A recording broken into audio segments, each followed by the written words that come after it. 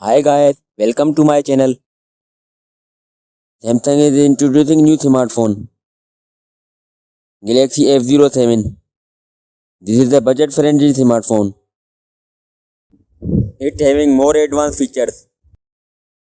Smartphone will arrive with a PLS LCD capacitive touchscreen display that allows you to enjoy the high resolution of 720 by 1600 pixels with 6.7 inches screen size. The phone will come with an extra large 5000 mAh battery with fast charging of 25 watts. The smartphone will be packed with a powerful MediaTek Helio chipset with an octa-core CPU. There will be 4 and 6 GB of RAM and internal memory will be 64.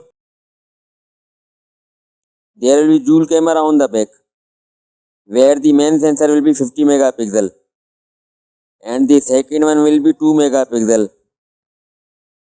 While on the front of the phone you will have 8 megapixel camera. There will be side mounted fingerprint reader. Phone will run on Android 15 operating system.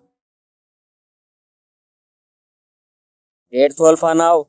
Guys, subscribe my channel for more latest videos. Thanks.